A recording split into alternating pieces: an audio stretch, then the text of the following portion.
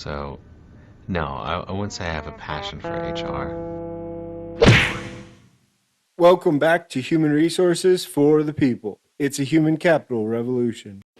Today we're going to be talking about something coming out of the state of Tennessee, and this is pretty interesting. It's the result of elections. We want to talk about the presidential change leading to a union change in Tennessee.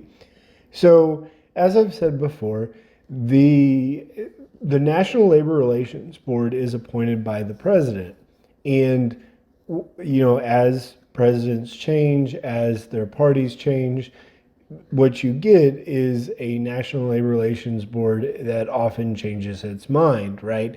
There is no firm footing for, how it stands. There's no law that it's reading off of. It's simply responding to the change in president, which, from an HR perspective is a little bit frustrating because what you're seeing is, you can never count on the truth to be true, and or it's only true as long as the president says it's true, right? So what's happening at a Nissan plant in Smyrna, Tennessee, is the result of this change. So there is the machinist union. The machinist union is a long union name. It often is International Association of Machinists and Aerospace Worker. They work in, I think the plant is a 4,000 person plant in a 4,000 person automotive plant for Nissan. And there are a tool and die craft unit within the 4,000, and they have, I think, 86 people. So very small group within a massive company, massive site, right? And so the prior change was that micro groups could not vote. They could not vote to become a union. You had to, the entire shop had to vote. So, for example, to take it out of the manufacturing sector, it would be like, for example, at a McDonald's, if only the burger flippers voted to unionize, but everyone else did not. It's the exact same here for a long time until the Obama administration, and then it flipped with the Trump administration. So the standing order was if the whole shop had to vote on a union, not just one group, not just one area.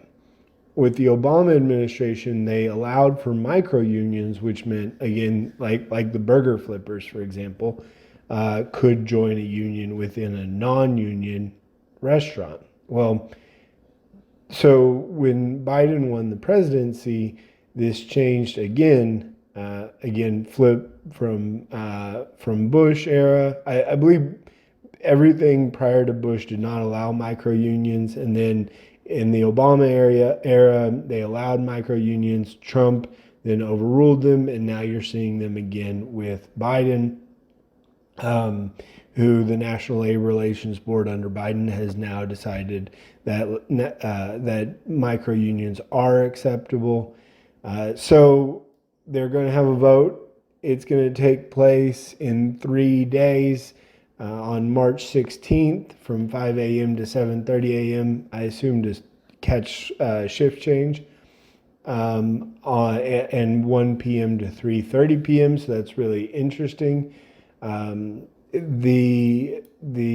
union is going to be voted on.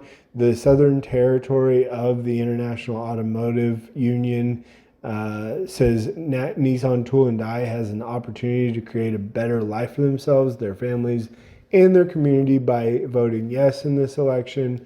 The group has waited almost 2 years to exercise their freedom to belong to a union. And this is to make sure that people understand that voting has consequences.